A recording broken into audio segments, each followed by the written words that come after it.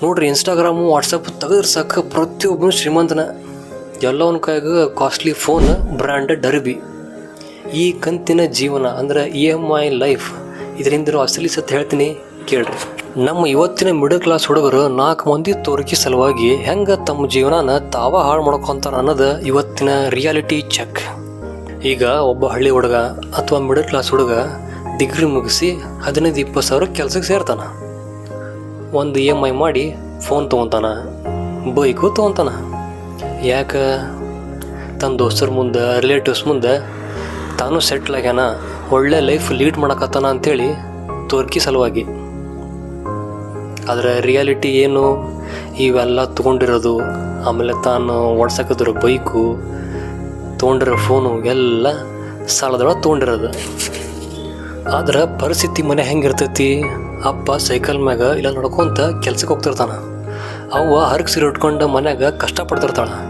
ಈ ಅಪ್ಪ ಅಮ್ಮನ ಹರಗೆ ಬಟ್ಟಿ ಅವ್ರ ಬೆವರಿಗೆ ಇವಂಗೆ ಬೆಲೆನೇ ಗೊತ್ತಿರಂಗಿಲ್ಲ, ಇವಂಗೆ ಕಾಣಂಗಿಲ್ಲ ಸೈತದು. ಇವಂಗೆ ಏನಪ್ಪ ಅಂದ್ರೆ ಬ್ರ್ಯಾಂಡೆಡ್ ಲೋಗೋ ಇರೋ ಒಂದು ಶರ್ಟ್ ಹಾಕೋಬೇಕು, ಶೋಕಿ ಮಾಡ್ಬೇಕು.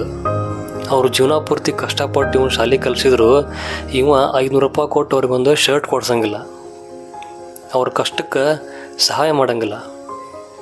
ಇವ ಮಾತ್ರ ಸಾಲ ಮಾಡಿ ಶೋಕಿ ಮಾಡ್ತಾನೆ, ಅಪ್ಪನಿಗಾದ್ರೆ ಒಂದು ನಯಾ ಪೈಸ ಸಹಾಯ ಮಾಡಲ್ಲ.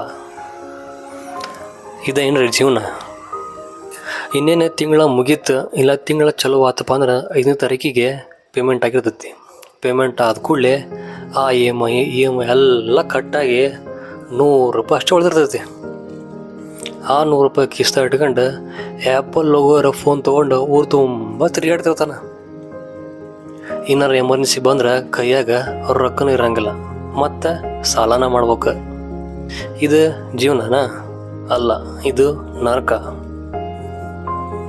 ಇದು ನಾವು ಮಾಡೋಕತ್ತಿರೋದು ಸ್ಟೇಟಸ್ಗೋಸ್ಕರ, ಬರೀ ಶೋಕಿಗೋಸ್ಕರ ಅಷ್ಟೆ, ಬೇರೆ ಏನೂ ಅಲ್ಲ. ಇಂಥ ಒಣ ಶೋಕಿ ಮತ್ತು ಸ್ಟೇಟಸ್ ಸಲುವಾಗಿ ನಿಮ್ಮ ನೆಮ್ಮದಿನ ನಿಮ್ಮ ಕೈಯಾರು ನೀವು ಹಾಳು ಮಾಡ್ಕೊಳಕತ್ತೀರಿ. ನೋಡ್ರಿಪ್ಪ ದೋಸ್ತರ, ಬರೀ ಲೈಕ್ಸ್ಗಾಗಿ ಕಮೆಂಟ್ಸ್ಗಾಗಿ ಜೀವನ ಹಾಳು ಮಾಡ್ಕೊಳ್ಳೋದು ಬಿಡ್ರಿ.